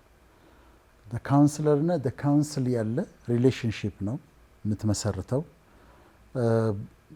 ሚስጥራዊነቱ ፈጽሞ የተጠበቀ እንደሆነ ትነግረዋለህ። ኮንፊደንስ ሰጠዋለህ ወይም ኮንፊደንስ ሰጣታለህ። የፈለገችውን ነገር ብታወራ ጀጅ እንደማታረጋት። እኔ አሁን በፍጹም ጀጅ እንደማላረጋቸው ያውቃሉ፣ ያምኑኛል። በሚነግሩኝ ነገር እንደማልታዘባቸው ያውቃሉ። ስለዚህ ያላቸውን የሆዳቸውን በሙሉ አውጥተው ይነግሩኛል። የፈውሱ መጀመሪያ ይሄ ነው። የፈውሱ መጀመሪያ ውስጣቸው ያለውን ነገር አውጥተው መናገራቸው ነው። አንዳንዴ እዛ ጋር ያበቃል። እዛ ጋር አውጥተው ሲናገሩት ፈውሱ እዛ ጋር ተካሂዷል። ለማንም ያልነገሩትን ነገር አምጥተው ሲናገሩ ይላሉ። አይ ቲንክ አሁን ብሄድም ችግር የለውም ይሏል። ተነፈሱ። ያንን መናገር ያለና የሚያዳምጣቸውን ሰው ነበር ለካ ሲፈልጉ የነበረው። ስለዚህ እሱን ሲያገኙ ደስ ይላቸዋል። ከዛ ደግሞ ወደ ውሳኔ እንዲመጡ ደጋግመህ ታያቸዋለህ። ወደ ውሳኔ እንዲመጡ ታደርጋቸዋለህ። የራሱ ቴክኒኮች አሉ እና ህይወታቸው ይስተካከላል በጣም። በጣም አመሰግናለሁ ዶክተር። እንግዲህ በእርግጠኝነት እንኳን ተመልካቹ እኔ ራሴ በጣም ርባና ያለው ቁም ነገርን አግኝቻለሁ። የእውነት ብዙ የተማርኩባቸው ነገሮች አሉ። ፕሮግራማችን እንዳልኩ እያገባደድን ነው። ደግመን የምንገናኝበት መድረክ ይኖራል እዚሁ ቤት ስለሆነ፣ በመጨረሻ ግን ዶክተር እንደው ማለት የምትፈልገው ነገር ካለ በአንተ ሀሳብ እንዘጋዋለን። መልካም። እኔ መጨረሻ ላይ ማለት የምፈልገው ስላንተ ነው መናገር የምፈልገው፣ ስላንተና ስለ ጓደኞችህ። በጣም የሚገርመኝ ነገር ስላለ ነው። በሙያችሁ በጣም ጎበዞች ናችሁ። በትወናው፣ በሌላ በምትሰሩት፣ በማስታወቂያው፣ በሙያችሁ በጣም የምትደነቁ ናቸው። አንተም በጣም የመጨረሻ ቲያትርህን አይቻለው፣ ከመጋረጃው ጀርባ። አሁን እሱ በጣም በጣም አስገራሚ ነበረ። ይሄንን ትሰሩና ከዛ አሁን መቄዶንያ ላይ የሰራኸው ያንተ ያልተዘመረለት እዛ ጋ እኔ ስለ ቢኒያም ተናግሬ ያለው፣ ስለ ሰይፉ ፋንታሁን ተናግሬ ያለው፣ አንተ ደግሞ የተሸከምከው ሸክም ደግሞ አስገራሚ ነበር። ሀሳቡንም አይዲያውን ስታመጣ ሁሉ ትዝ ይለኛል ወደ ሰይፉ ስታመጣው እና ይሄ የርህራሄ ስራ የምትሰሩት ነገር፣ የኮምፓሽን ስራ የምትሰሩት ነገር በጣም ያስገርመኛል እና በጣም ላመሰግናችሁ እፈልጋለሁ። አንተና መሰሎችህን የኮምፓሽን ድሆችን የሚጠቅም የተጎዱትን የሚጠቅም ነገር የምትሰሩት አለ። እንደገና ደግሞ ቤተ ክርስቲያን ጋር ደግሞ ትመጡና ለቤተ ክርስቲያን ህንፃ ሲባል ለቤተ ክርስቲያን አንድ ነገር ይምጣ ሲባል ደግሞ አላችሁ እናንተ እና በዚህ ሁሌ ይገረማለሁ። አንተ፣ ትዕግስት ግርማ፣ ሸዊት እንዲህ በጣም ነው የምገረመውና ላመሰግናችሁ ለማመስገን ወዳለሁ። ቴንኪዩ ያክብርልኝ ዶክተር። የእውነት በጣም እንግዲህ የጠራሃቸው አጋጣሚ ሰዎች ከ20 ምናምን ዓመት በላይ በጓደኝነትም በቤተሰባዊነትም የቆየንን ተመሳሳይ ሀሳብ ያላቸው ሰዎች እንግዲህ አብሮ ይቆያሉ ከሚል ነው። ስለታዘብክም ስለተመለከትክም ጓደኛሞች ናቸው ሶስታችሁ። ትዳር ሳይኖር ልጅ ሳይኖር ዝና ሳይኖር ስም ሳይኖር ከአማተር ክበብ ጀምሮ አብረን ነው ያሳለፍነውና ተመሳሳይ ሀሳብ ያላቸው ሰዎች አብረው ሄዱ የለ ከዛ አንጻር ነው። ግን እንደው አስተውለህ ስለተመለከትከው ስላየው የእውነት ከልብ አመሰግናለሁ። አድማጭ ተመልካቾቻችን ብያለሁኝ እንግዲህ የዶክተር መሰልና የተሻሉ ሀሳቦችን ለማግኘት እንደሚታወቀው በዚሁ በአባይ ቴሌቪዥን ዘወትር አርብ በቋሚነት ዶክተር ፕሮግራም ይዞልን መጥቷል። እዛ ላይ መከታተል እንደምትችሉ ከወዲሁ ልጋብዝ እወዳለሁኝ። እዚህም ላይ ደግሞ የምናወራበት ሀሳብ ካለ በእርግጠኝነት ዶክተር እምቢ አይለንም ደግሞ እንደሚመጣ ተስፋ አድርጋለሁኝ። እንግዲህ የዚህ ሳምንት ፕሮግራማችን በዚህ አብቅቷል። በቀጣይ ሳምንት ደግሞ ሌላ እንግዳ በዚህ ወንበር ላይ ሰይመን እንዲሁ የምንጨዋወት ይሆናል ማለት ነው። ጨርሰናል። የሄሎ አባይ ተመልካቾቻችን በያላችሁበት በመላው ዓለም ሰላም ሆኖ እንላለን። ሄሎ የሄሎ አባይ አድማጭ ተመልካቾቻችን እንግዲህ የቀጣይ ሳምንት እንግዳችን አንጋፋው ተወዳጁ ጋዜጠኛ ጥበቡ በለጠ ነው። ከወዲሁ እንድትከታተሉ ጥሪ ለማስተላለፍ እወዳለሁ። እንዲሁም ለጋዜጠኛ ጥበቡ በለጠ ጥያቄዎች ያላችሁ እንደተለመደው የምትፈልጉትን ጥያቄ በሞባይል ቀርጻችሁ መላክ እንደምትችሉ ለመግለጽ እወዳለሁ። የሳምንት ሰው ይበለን።